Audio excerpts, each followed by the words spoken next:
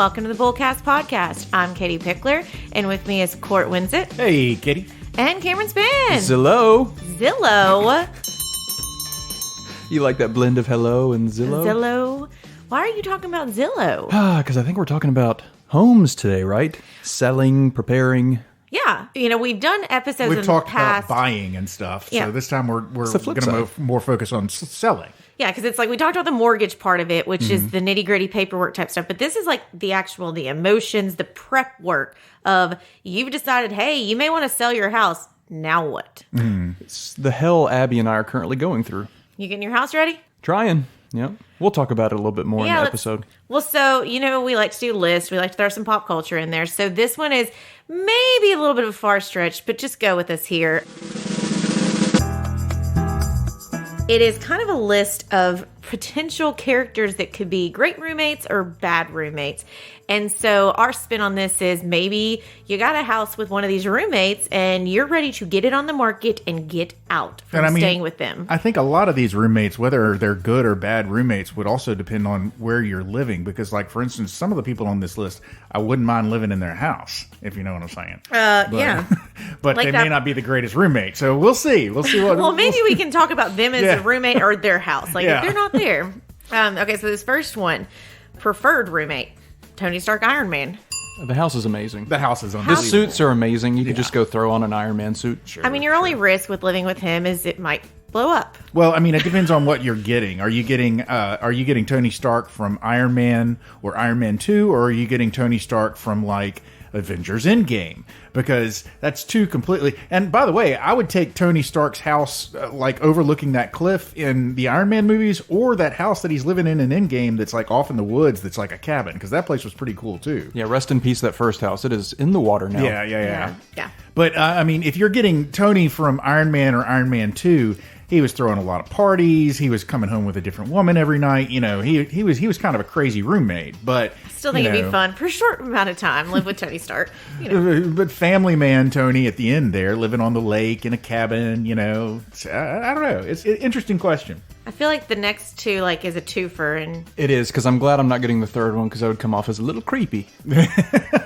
How about you just take both of them? Harry Potter and Hermione Granger. Okay. So again, living in Hogwarts would be cool as heck. Heck. Cool as hell. Living in Hogwarts would be cool as heck. And honestly, I can't imagine that Harry would be all that bad of a roommate. I imagine Hermione would probably be pretty persnickety and maybe not necessarily the most pleasant person to live with if she was always like, get your feet off the table and stuff like that, which I imagine she would be. They'd always be down for an adventure. Yeah. I mean, Hermione would fuss at you, but she would inevitably go. And I mean, But then again, you're at a threat with these people, too. Like, there's people out to get them. Yeah, So There's that creepy guy without a nose. Constant vigilance. But again, I would live with them in Hogwarts. I would also live with them in that cool tent that they had in Book 4 and Book 7 that was so much bigger on the inside. Like, if you're going to go camping, that's the way to go camping. Yeah. Okay, what about Forrest Gump?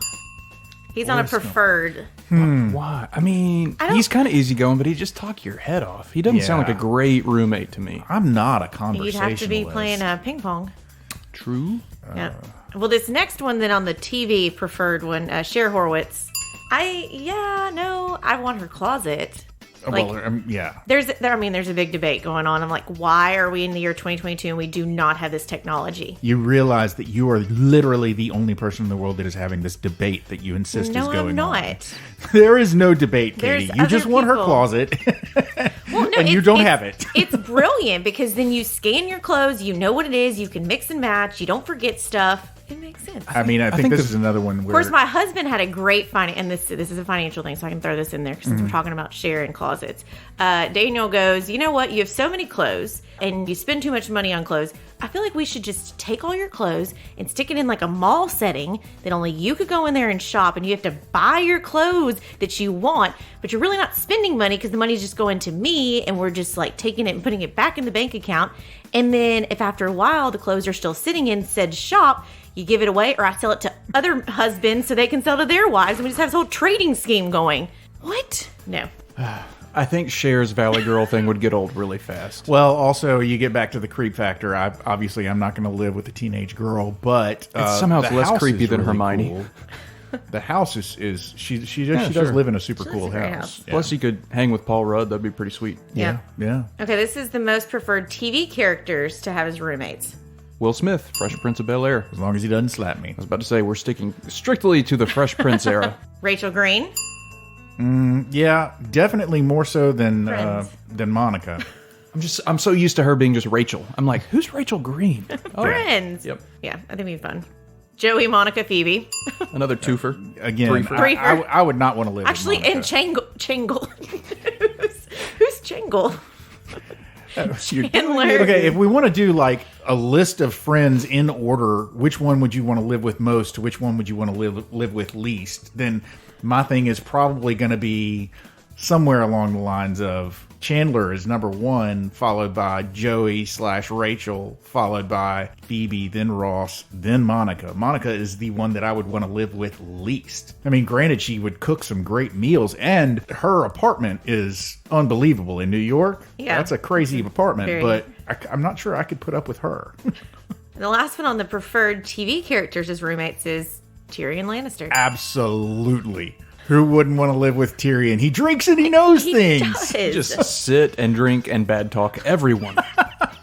He would be an amazing roommate. Yeah, I put him on the top of the list. Yeah. Now it's getting fun. Least preferred movie characters to have as roommates. Number 1, Beetlejuice.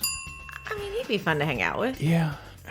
His whole shtick is trying to get you to move out. Like, True. So he's always trying to do stuff to get you to leave. Is there a way to get him to go away? You say his name 3 times and he arrives. Can you do the same and he goes away? well, in the movie, at one point he's attacking them, and she comes out and says his name 3 times, and he disappears.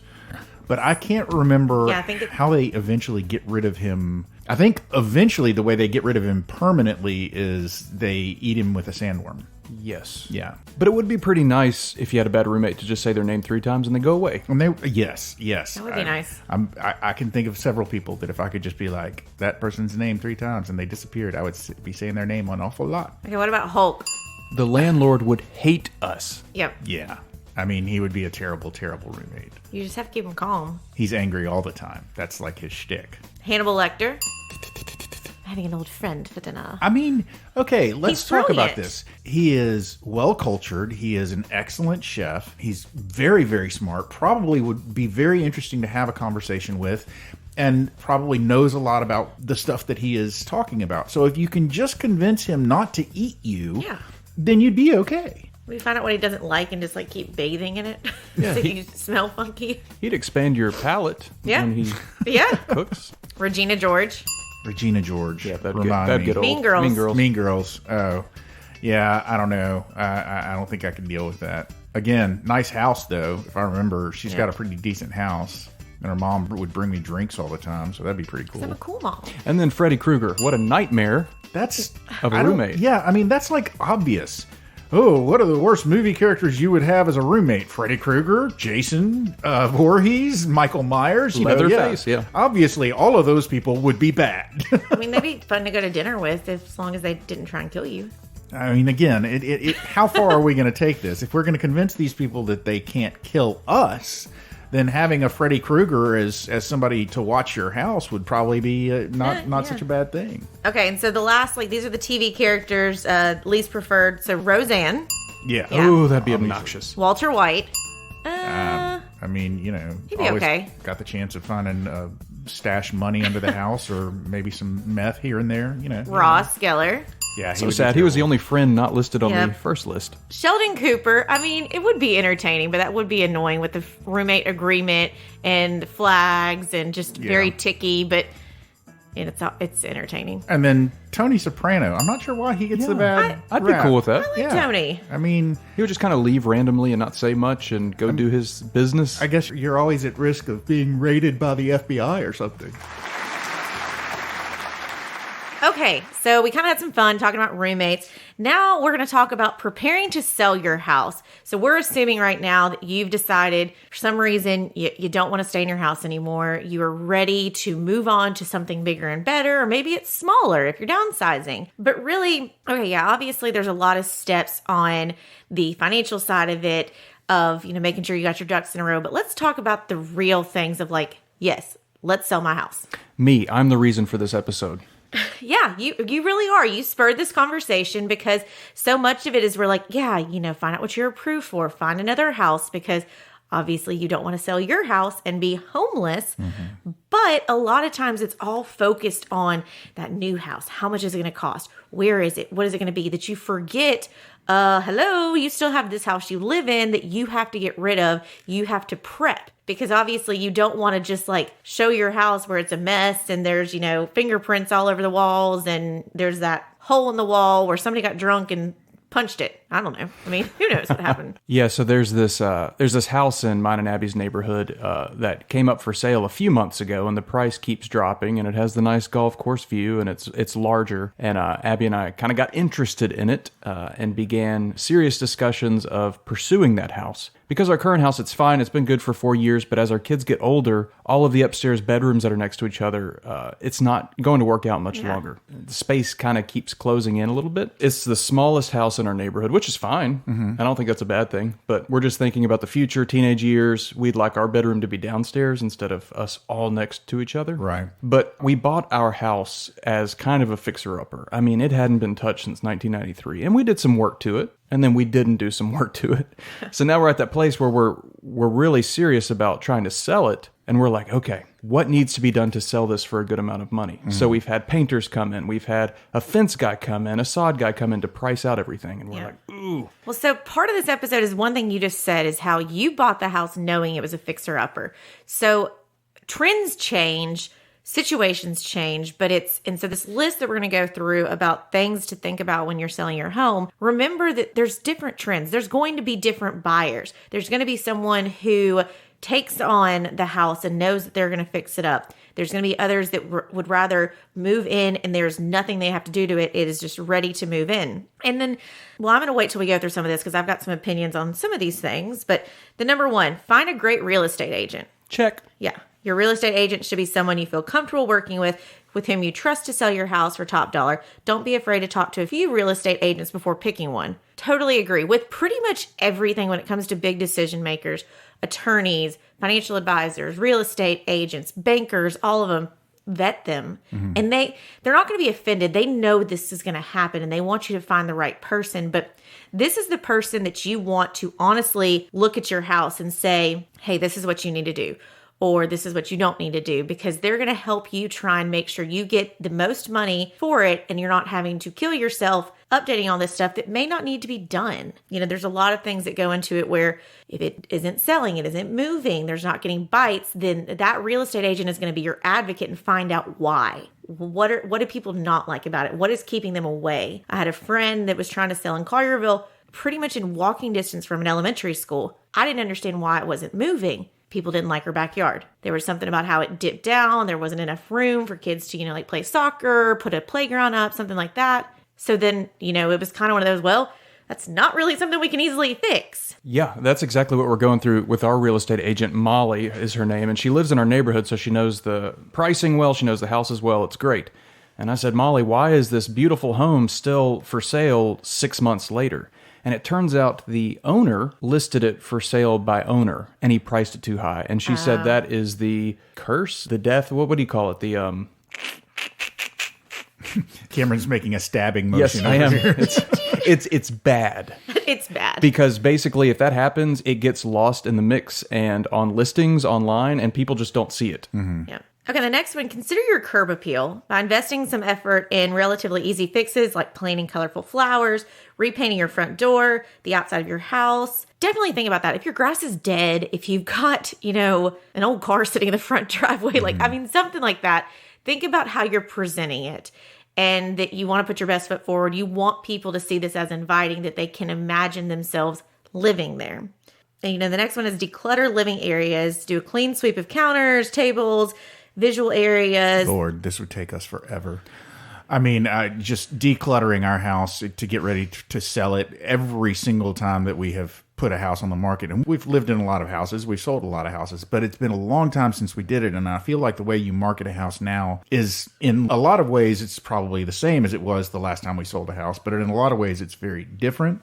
So I don't really feel like I can talk a lot about this, but one thing I remember is every time we've ever put a house on the market, we have to go through and basically find a place to store all of our stuff. So because we have so much stuff. So spend money on a storage unit. Yeah, that's exactly what Abby and I are talking about. Because when you go look at a house and it is cluttered, like there's too much furniture, too many books and toys, it's all subconscious. You're thinking, oh, well, it won't fit my stuff. Yeah.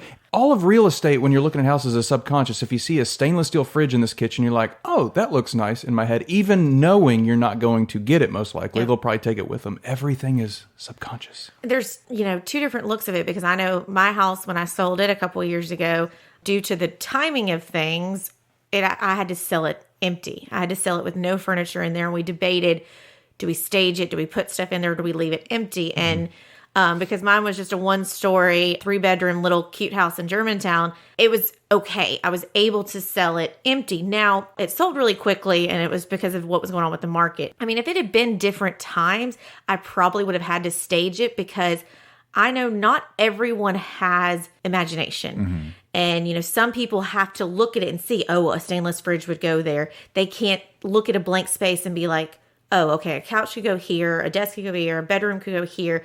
They don't see it unless they visually, you've staged it that way. Not everyone is Joanna Gaines. Well, this is one of those things that blows my mind about the way things are done now. And this is strictly based on my experience watching different real estate selling TV shows that are on Netflix and streaming services and HGTV and whatever else.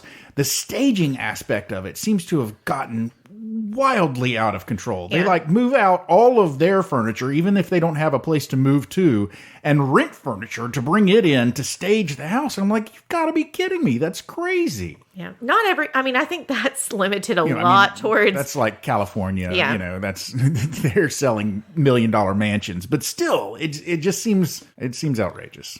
Well, and this next one, depersonalize your space. I've heard this. This is, I've heard this, but I've also seen the other side of it. Some people don't do it. Well, minimalize family pictures, because they want to be able to picture themselves in the house. And if you've got so many family pictures up around your house that all they can see is your family living there, then they struggle to see themselves living there. I've heard that. It's also a safety thing, too. Yeah. I get it, but every house we've ever looked at had family portraits in it, and it never turned me off. No, I could always see past it. But again, it's knowing who you are. And so I think that's also, if you were on the flip side of this, if you were trying to buy a house, having that relationship with your real estate agent to say, I'm terrible at imagining things. So if we go to a house that isn't staged or is blank, you're going to have to help me visualize it.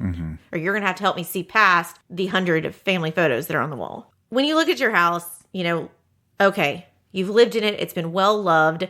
And I think, Cam, you and I were talking about this, about paint and baseboards and things. Especially when you have 3 little kids. Our downstairs paint, just the high traffic areas, everything is chipped. Yeah. Doors, cabinet doors, closet doors, anything that was being opened on a frequent basis, just brown smudges around the handles and chipped paint and just nastiness. Yeah, no, I had fun colors in my house, because it was just my single lady house. So I had fun colors, and the real estate agent was like, look, you just need to paint a neutral across this entire thing, so then people can visualize, because they would get distracted on, that's the pink room, that's the red room, things like that. So, but yeah, it's a fresh paint job can make a huge difference. And so I think that's where some people get stuck with, oh, we got to fix everything. But I think a fresh coat of paint, make sure your yard looks good. Sometimes that's all you need. And the little things may not be important, because the reality is someone's going to come in here and make it their own. And so you don't want to break your bank trying to make it perfect when they're going to change everything up, most likely. Yeah, you have to be thoughtful about what you fix up, because, for instance, the crown molding in our house is so funky. A big chunky piece will just meet a thin piece in the middle of a room for no reason. But you don't notice that really if you're walking through a house for the first time looking at it. You have to kind of live in the house. Yeah. And so just be thoughtful about that. Well, and something that I'm not seeing on the list specifically, and I may just be overlooking it, but one thing that you've absolutely got to consider is carpets. Because, for instance, if you do move everything out of the house. If you are working with a blank canvas and the carpet is going to show everywhere that somebody has walked in that house for however many years you've lived there. If you've got pets, then goodness knows what's in those carpets or in the carpet pad underneath. Odors, foods, wines, stains, it's just on and on. So We're having a party at his house. All the odors. Do you bring in like a Stanley steamer and have them clean it? Or do you just, with the house not the house we're in now, but the house that we moved out of to move into the house that we're in now, I'm pretty sure we just went through and replaced any place that was carpeted. We just replaced the carpet with like contractor grade carpet because there was no way we were getting it clean. Yeah, Abby and I just purchased it's like a little portable steam cleaner.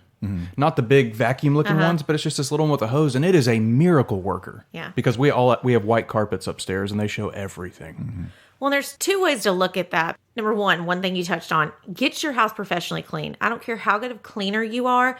Right before you're going to put this on the market, you need to pay the money to have somebody come in deep clean, because there are going to be spots that these people are going to be looking at. They're going to be opening your cabinets. They're going to be looking at things. And so that janky handle on that cabinet door that you've been living with for 10 years, you might want to tighten the screws on that. You might want to fix that. But with the carpet, there's two different ways to look at it. Is yes, definitely look at carpet cleaning if you're not going to replace. But I've also heard in recent years with people selling houses, sometimes you can if say you don't have the cash flow to be able to buy new carpet for this house, then you may be able to talk to your real estate agent and say, hey, do you think it's a deal breaker? Can we sell it as is, or put in we'll give an extra, couple $1,000s to go towards new carpets or something like that. Because there's ways to leverage around that. And that's where it's kind of important to, one, talk to your real estate agent, but also talk to your financial professional, advisor, whoever it may be, to make sure from a cash flow standpoint that you're doing what's best. Because again, you don't want to throw so much money into this house to fix it up when, replacing the carpet may only get you $1,000 more, but it costs you $5,000 to do it. So you've got to really weigh your options, because there are some of those people that may see the house and go, this is already a fixer-upper, I'm going to be gutting it. So there's no point to having new carpet. That is the dilemma Abby and I are facing. We're talking a lot with our real estate agent and being like, what would make the house sell for more, a new sodded backyard or granite countertops? And also with your situation, because you've got 3 kids, y'all are living in the house. You don't have anywhere else you can go and live. So if you're having to put all this time and money and effort into fixing the house, what are you guys going to do if you're putting in new cabinets or you're having to replace carpet? You're not going to tell the kids, oh, hey, y'all going to live in the backyard in a tent for a couple of days. That can't happen. And it would also piss me off. If we got new granite countertops, we wouldn't be able to enjoy it, I had that happen. You fix it up, you've got a new paint job on it, and I don't know if you're a Steve Martin fan. So do you remember when they fixed up the house and they were going to sell it in Father of the Bride 2, yeah, Father of the Bride 2. He's like, nobody wants this shack, and it's it's beautiful. It's beautiful, and that really does happen because you've fixed all the things that needed to be fixed all these years. You've given some TLC to this house, and then you're kind of like, well, why am I now selling it looks fine. Now I want it. Now I need to keep it. It's not so bad. The biggest single time that's happened to us, it was actually the one time when we were moving because we were changing cities. And so we got the house all fixed up, and it was like, well, now I don't want to leave it. But we had to because we were moving cities. Any other time, if that had happened with any of our other houses, then I probably would have just been like, never mind, we're staying. Yeah. Abby and I had a big discussion about this before really pursuing this other house. Is just like, okay, do we get a HELOC and put a lot of money into this house and enjoy it? But what it came down to is we don't love the layout. Yeah. We don't see us there in the long term. Well, okay, so back to the list, just to sort of top off the paint conversation. I'm interested what y'all's take is on, it says paint the walls a neutral color. What neutral color do you go with? Off-white, not bright white, like an eggshell. I think it depends on the house and my house in Germantown had wood floors, so I went with more of like kind of tanny color than I did of an off-white, just because it meshed really well with those beautiful hardwood floors. You know what is really big right now, and it is not a color that I am on board with, is gray. So I am okay Gray's with big. I'm okay with very light gray, almost white, but it is a fine line between getting too dark and the place looks like a cavern. Yeah. I don't know. I'm a beige person. See, and I'm a color that describes person. my personality and my preference. I'm a color person, and beige. this is still a sore subject with me because we bought the new house, and it is a open floor plan, and my old house was very much like boxed off. Well, an open floor plan, you have to paint like it all the same color because it's just you see all of it.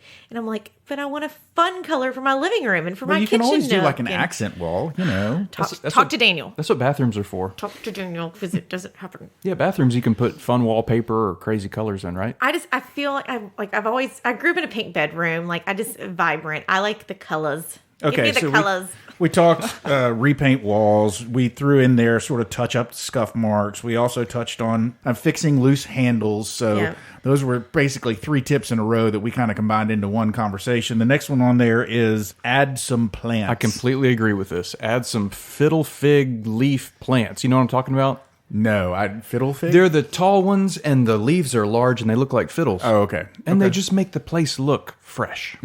Did they have to be alive? No. Because I ours will not are keep them not alive. alive. Yeah. So this next one, conduct a smell test. That's a huge one. That's where deep cleaning comes into play. Okay, but also you become immune to the smells of your own house. Yeah. You Your do. own personal smell. You Yeah. Well, and so with this is kind of one of those that as you're thinking about preparing to sell your house, like obviously you're going to want to be showing it and you're going to want to be available at certain times. So number one, your kids got to be ready to like jump and get out the door whenever somebody wants to come see it. But the other thing is your pets. Think about that, because if you're trying to not make your house smell like a dog or a cat or whatever animal you own, then what do? Do you like let the dog go live at a relative's house for the 2 or 3 weeks you're putting it on the market? Take them to the farm. Well, that took a dark turn. I'm very sensitive to smells, just like I can smell the smallest smell. And every time I come home from work, there's just a little bit of mustiness. And I think it's our AC vents and unit or whatever. And I always complain to Abby. She's like, I don't smell it. What are you talking about? But we just got new laundry detergent, and that fixed everything. Okay. It just fills the air and all of your clothes. Yeah. It's nice. Yeah, I mean, that's the trick they had with like baking cookies right before well, somebody yeah. moved I was going in. to say the last time we sold a house, we invested heavily in like bulk Pillsbury cookie dough so that we could just anytime somebody was coming to the house, we would always in have real a batch fast. of cookies cooking. So And light all of the candles. oh yeah. Yeah. Although not so many that it makes your eyes burn in your throat. Yeah, that's true. Ugh. Yeah, and you can always tell. I mean, I'm super sensitive to the smell of smoke, and so I can tell the second I walk in a house if someone has smoked in it. As much as they say, "Oh, it wasn't a smoker's house," I can smell that. That nicotine sticks to the walls. And it colors the walls. does. And that's kind of, you will be shocked if you remove a picture from the wall that has been there for a really long time. There is An outline. an outline. Yeah, it's crazy. Okay, we've talked about cleaning. Yep. Hide valuables. High valuables. I think we can throw in with hide valuables. We can also throw in hide your drugs. Because What? yeah, like your prescription drugs. Just recently, Also hide your illegal drugs too. I was about to say, hide your, like cocaine? What are you talking about? so like just recently, Matthew Perry came out with a book, his biography that mainly deals with his struggle with drug addiction. He said one of the things that he would do to get drugs is every Sunday he would he would circle all the open houses and go to everybody's open house and look at the house and then go check out the bathroom and steal all their drugs from their medicine cabinet. Wow. So I mean, hide your drugs. Well, people are going to be nosy. They're going to look through your drawers. They're going to open your closet. And I was watching Neighbors 2 the other night. Just needed something as background and forgot at the very beginning of that movie, they're selling the house. And these people are coming back by, just driving by real quick to look at it again. And their little girl has gone to the bedroom and pulled out Mama's toys. And yeah, think about those. If you have any of those laying around, you might want to hide those. Laying around. I don't know. How many do you have, and don't why are know they just laying around all willy nilly? I don't know what people are doing. There's no judgment here. No judgment. Whatever you invest in is your own thing. Bullcast after hours. Last pointer is consider staging. We've talked about staging a lot, but I mean, you can have somebody who real estate agents are very good and knowledgeable about staging. I think they also have like go-to stagers that are basically professional stagers that will come in and actually they make a living off just staging homes. So that could be something you might want to look into, depending on how competitive the market is. Well, yeah, I was about to say, you've got to look at what the market is, and you've got to trust your real estate agent, financial professionals to kind of help you with that. But also, I will throw out, again, just as, with financial advisors, real estate agents are giving their opinion. They're giving advice. You ultimately have to choose what makes you feel good. And so if you want to try selling it, not replacing the carpet, do it. Try it. See if it works. And if it doesn't, then replace the carpet. I mean, figure it out. But it's better for you to feel comfortable with what it is than for you to absolutely hate the process and then just be angry going into this new house. Okay, so we got another section to kind of talk about. Selling your home during the holidays. Which is what we're going through. Yeah, it's hard. And that's what my friend I was talking about who just sold her house. She has had to move in with her in-laws, her mother-in-law, because they're trying to find a house. And right now it's very weird. People don't really want to sell during the holidays because then you think about you're trying to get Christmas ready. Do you really want people stopping by? That's right. This house we were eagerly pursuing, or we still are, it was on Zillow and it just went off the market. And we're like, Molly, our real estate agent, what's going on? Are they not selling it anymore? She said, no, they just wanted to remove it for the holidays. It's a little chaotic. We're like, okay, well, this actually kind of works in our favor. We can still pursue it and other people can't see it. Mm-hmm. Yeah, so you have to look at it that way. So why are holidays the best time to sell a house? Buyers are serious. Housing inventory is low. End of year tax breaks. More attention from realtors. And a festive time of year. I mean, I guess if you're a buyer and you're looking during the holiday season, then you probably are serious. So that rings true to me. House inventory is low. People take their houses off the market during the holidays. Yeah. I wonder how festive works. It's. Are we talking decor, like Christmas trees up, so it looks really nice? I feel like it would make you feel more homey, and you could picture, like most people associate Christmas with very cozy feeling, family.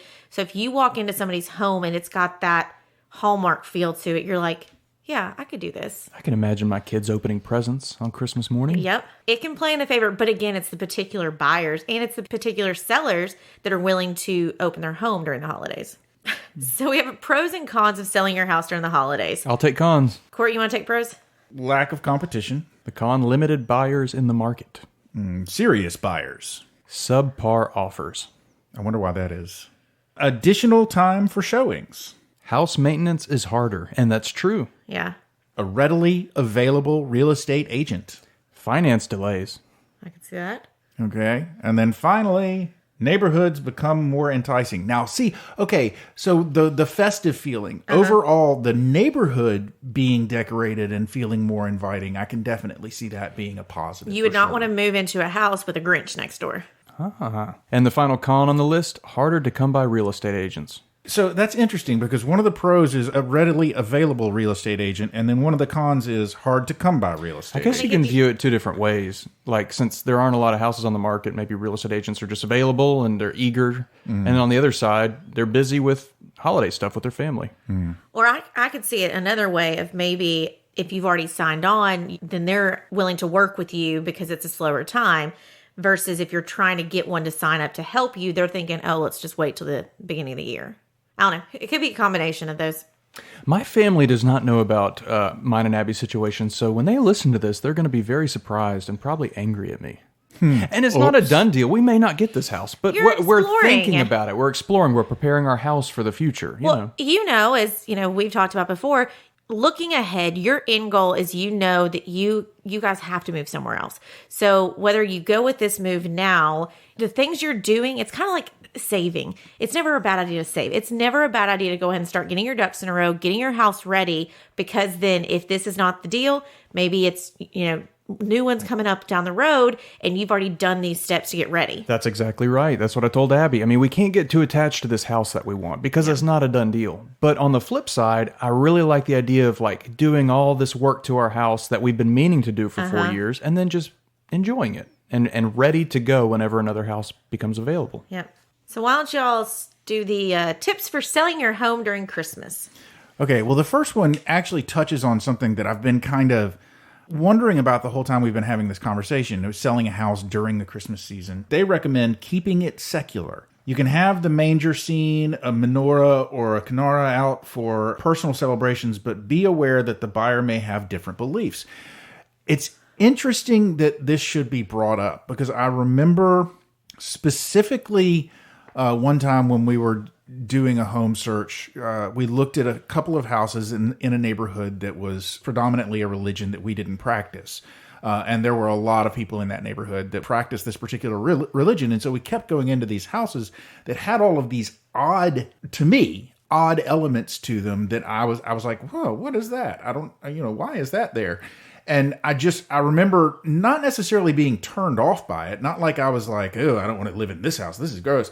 But more just like, it sort of made me feel out of place. Like I didn't know what was going on there. It's another one of those subconscious things. I don't think this point here is saying like everyone who comes into your house, if you have a menorah, is going to be anti-Semitic. Right. It's just a subconscious thing. It's like a Jewish family lived here, and in your mind you're like, well, I may not be Jewish, so I can't imagine myself in here. Yeah, and what if they don't like whatever it is I am? Right.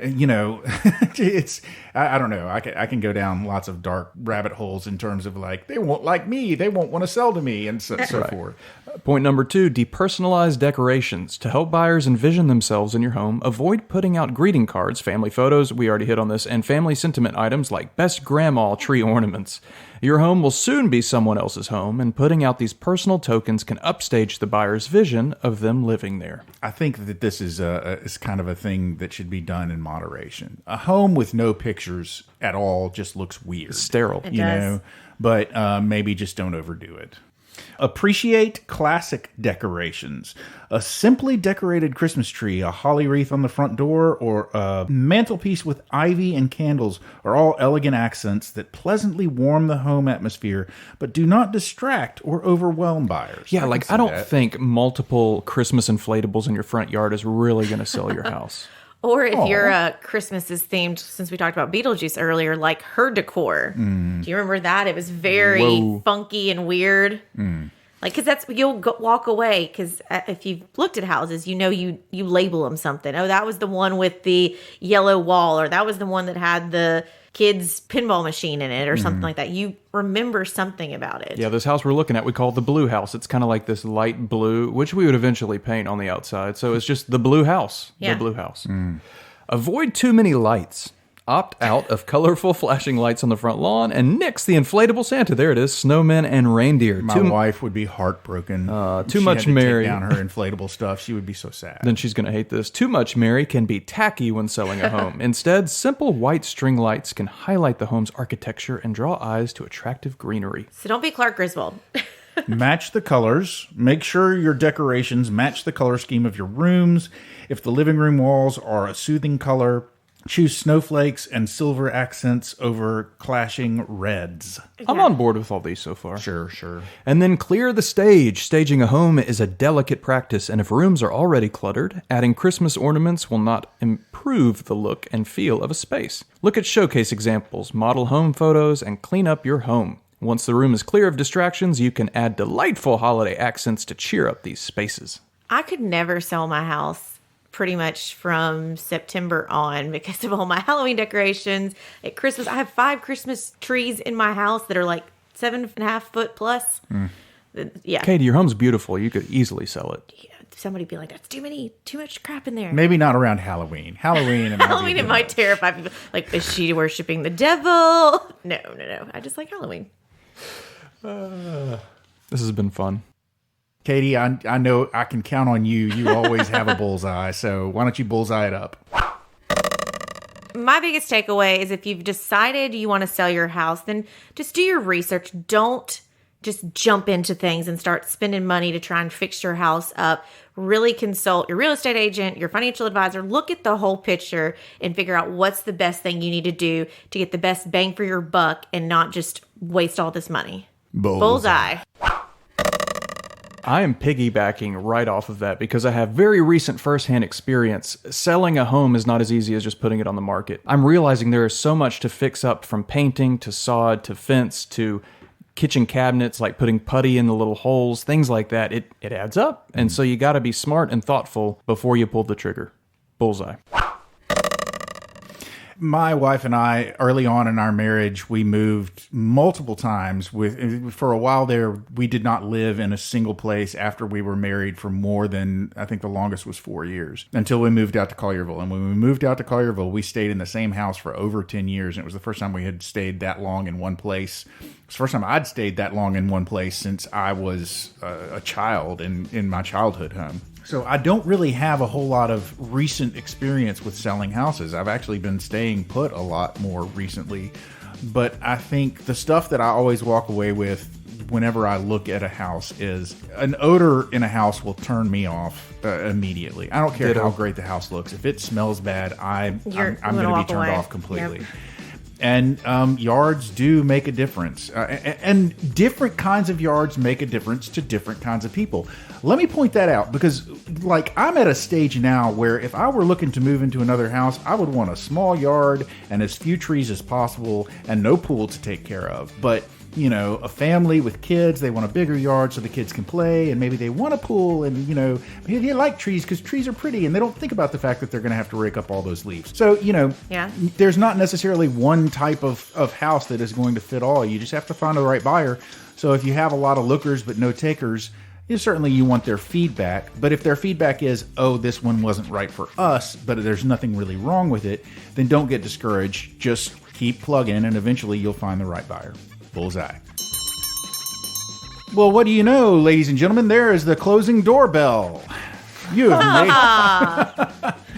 have made it to the end of yet another episode of the Bullcast Podcast. If you liked what you heard and you'd like to hear more, please feel free to go to your favorite subscription service and sign up to have our podcast beamed directly to your favorite listening device every single Thursday at noon. If you'd like to find out more about me, Katie, or Cameron, please feel free to go to our website. That's bullcastpodcast.com. You can leave a comment, check out all our older episodes, suggest a topic if there's something you want to hear us talk about. Come be a guest. And or just read up on our bios. It's probably about time we updated those. If you like pictures, you're not going to get many pictures of me because I hate them. But we do have pictures on Instagram. Our Instagram handle is @BullcastPodcast, and we also have Twitter. And I'm not sure what they put up on that Twitter thing, but hey, it's there, and I bet there are words, so check that out @BullcastPodcast as well. Finally, Katie, Cameron, and I all work for a place called Pickler Wealth Advisors. We're a financial advisory firm in Collierville, Tennessee. And if you would like to find out more about what we do, what we can do for you, find out about our amazing team and our boss, David Pickler, please go to that website. That's picklerwealthadvisors.com. That's advisors with an O. Not an E. Ladies and gentlemen, I've given you everything you need to go forth and sell a home. So get out there and start a selling. So for now, I'm Court. I'm Katie. I'm Cam. And we're done.